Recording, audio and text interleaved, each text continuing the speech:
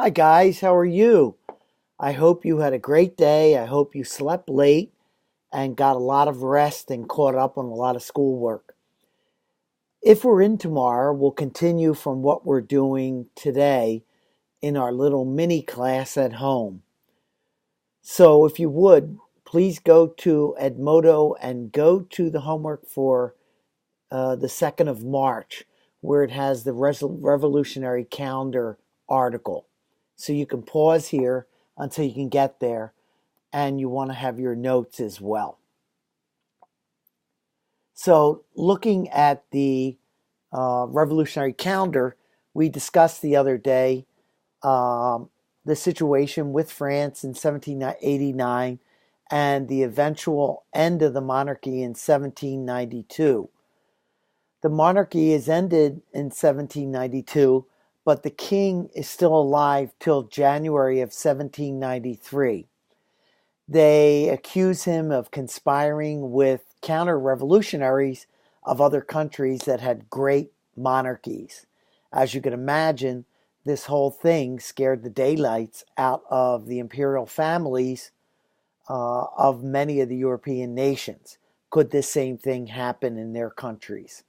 So he and his wife, Marie Antoinette, did actually try to escape, but they were captured, sent back to Paris. He's executed in January of 1793, and his wife is executed in October of that same year.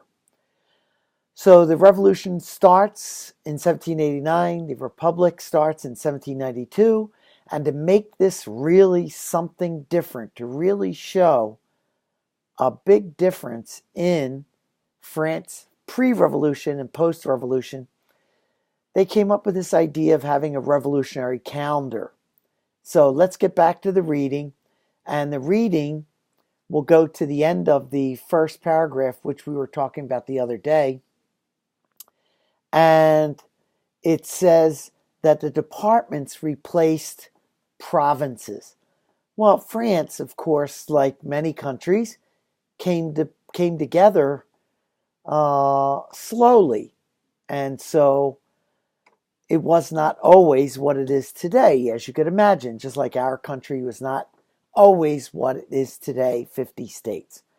And it'll continue probably to change. I don't know if France will continue to change, but in any event. So what happens is that provinces are discarded in lieu of something called departments. So right now there are about 96 departments. So that's the geopolitical division. You know how we have counties? Well, they have departments. Now, over the departments are regions. So their regions, there are about 26 regions in France. So just to give you an idea.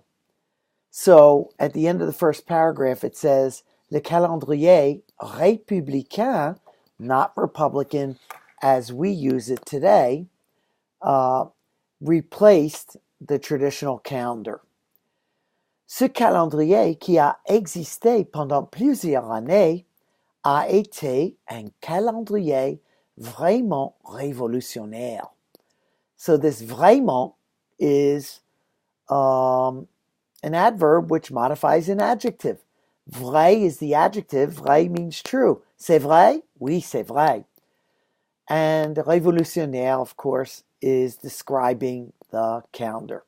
So, ces auteurs ont, en effet, in effect, or in fact, voulu marquer le début. Now, you know what a debut is of a show or a movie. It's the first time it's shown. So, a été un calendrier vraiment révolutionnaire. Ces auteurs ont, en effet, voulu marquer le début d'une ère nouvelle. All right, there's that word ère, which looks just like our era.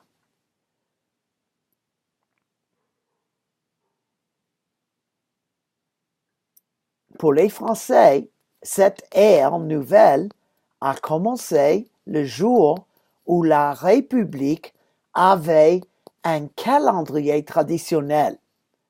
Cet événement, and make sure you're taking notes, is this event or happening a eu lieu.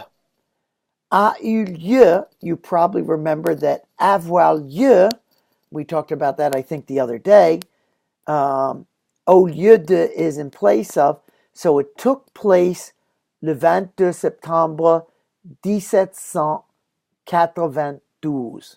So that's a very important day in France these days. Now, as you could imagine, when the monarchy was restored after Napoleon, and then when they had another empire with Louis Napoleon, the nephew of Napoleon Bonaparte, these dates changed in importance. Dans le calendrier républicain, cette date est devenue. Remember that devenir means to become. So, cette date est devenue, with the agreement in the passé composé, le premier jour de l'an 1. So it was the first year one of the Republic. This also happened in Cambodia. I'll tell you a little more in class. Ce n'est pas le seul changement. Pas le seul. Le calendrier républicain a aboli les semaines. Let's see if we can think of any words that look like that in English. How about abolitionists? You all know by studying American history what an abolitionist was. I know, Seamus, I know what you're thinking right now. Et il a donné de nouveaux noms très poétiques aux différents mois de l'année. Notice again that when we have new names, de nouveaux noms, very poetic, to the different months. So there are no weeks, there are days, and there are months. Okay? So very interesting to look at the different months, and we called them, of course, we call them very poetic. So let's look here. We have niveaux, quand il neige, pluviose, mois où il pleut, ventiose, mois où il fait du vent.